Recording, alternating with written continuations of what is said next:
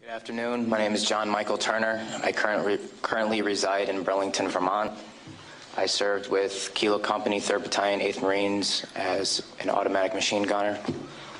There's a term, once a Marine, always a Marine, but there's also the term, eat the apple, F the Corps. I don't work for you no more. That was John Michael Turner stripping his medals and ribbons from his chest and throwing them into the audience to the applause of attendees at Winter Soldier. Turner then went on to describe some of his time in Iraq. On April 18th, 2006, I had my first confirmed kill. This man was innocent. I don't know his name. I called him the Fat Man. He was walking back to his house, and I shot him in front of his friend and his father. The first round didn't kill him after I had hit him up here in his neck area. And afterwards, he started screaming and looked right into my eyes. So I looked at my friend who I was on post with, and I said, well, I can't let that happen. So I took another shot and took him out. He was then carried away by the rest of his family. It took 7 people to carry his body away. We were all congratulated after we had our first kills, and that happened to have been mine. My company commander personally congratulated me, as he did everyone else in our company. This is the same individual who had stated that whoever gets their first kill by stabbing them to death will get a 4-day pass when we return from Iraq.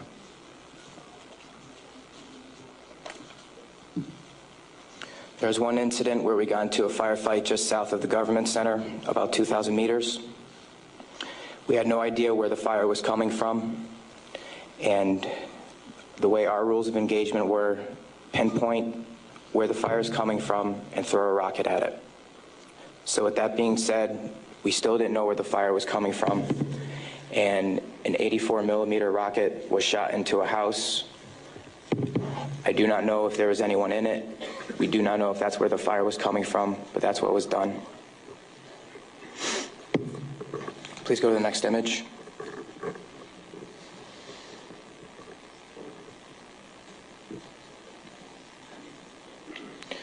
This man right here was my 3rd confirmed kill.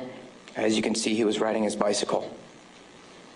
Later on in the day, we went ahead and we had CBS Laura Logan with us, but she was with the other squad.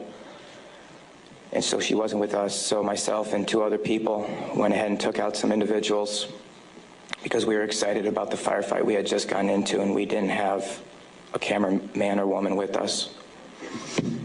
With that being said, anytime we did have embedded reporters with us, our actions would change drastically. We never acted the same. We were always on key with everything, did everything by the books. The man on the bicycle, he was left in the street for about 10 minutes until we realized that we needed to leave where we were. And his body was dragged about 10 feet to the right of him, where his body was thrown behind a rock wall, and his bicycle was thrown on top of him.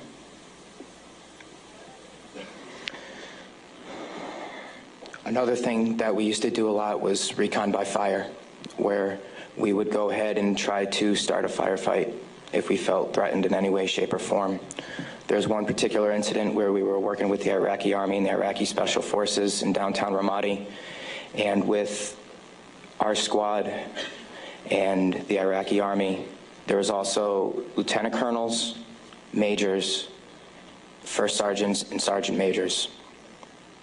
Sorry, sergeants major.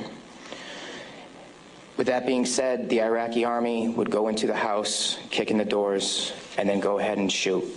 And there were loud bursts of machine gun fire. We thought we were taking fire, but then we later found out that it was them.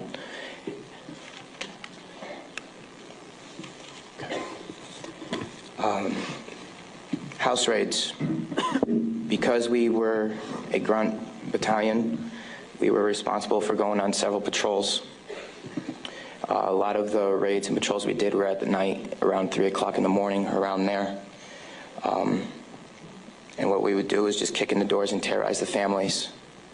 That was an image taken around 3 o'clock in the morning through night vision goggles. And that is the segregation of the women and children and the men. If the men of the household were giving us problems, we'd go ahead and take care of them any way we felt necessary, whether it be choking them or slamming their head against the walls. If you go back to that one picture, that was one man that wasn't taken, that was taken care of in a very bad way. Because of all the wiring that he had, it would be considered an IED making material.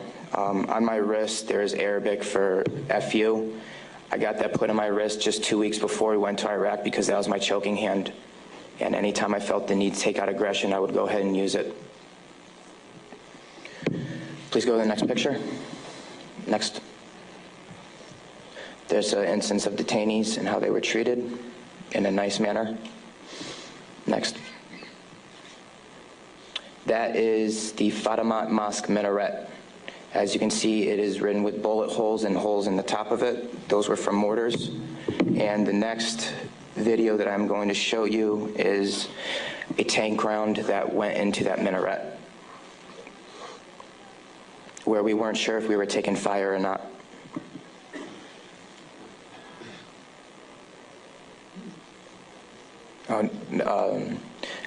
I'll talk about this one. This is after one of the guys in weapons company had gotten shot.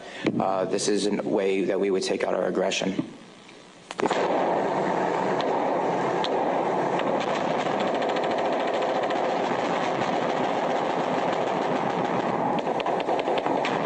For those of you who don't know, it is illegal to shoot into a mosque unless you were taking fire from it. There was no fire that was taken from that mosque. It was shot into because we were angry. Can you please play the next video?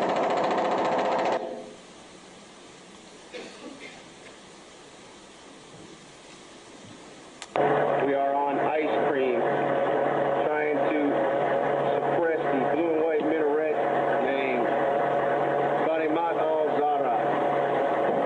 Hellraiser. Go ahead and take another tape around that building over. That's that mosque door. Another round, Kilo 2.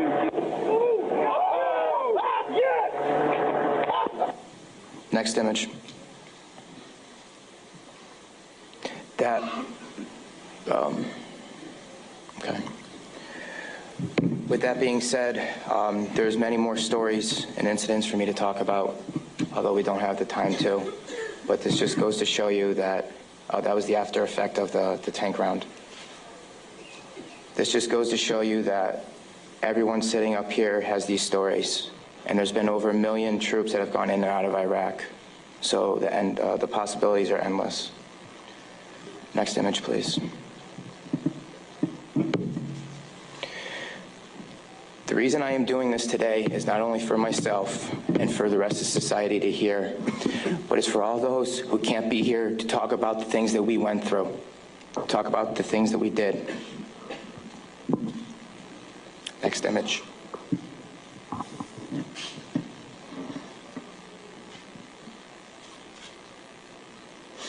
Those 4 crosses and this memorial service were for the 5 guys in Kilo Company, 3rd Battalion, 8th Marines that we lost. Throughout our unit, we had 18 that got killed.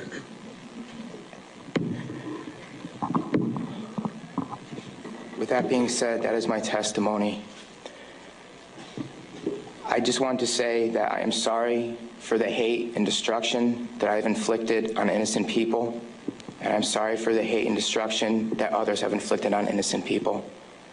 At one point, it was okay, but reality has shown that is not, and that this is happening, and that until people hear about what is going on with this war, it will continue to happen and people will continue to die. I am sorry for the things that I did. I am no longer the monster that I once was. Thank you. Former Marine John Michael Turner fought with the 3rd Battalion, 8th Marines. The videos and photos the soldiers showed can be seen at our website, democracynow.org. This is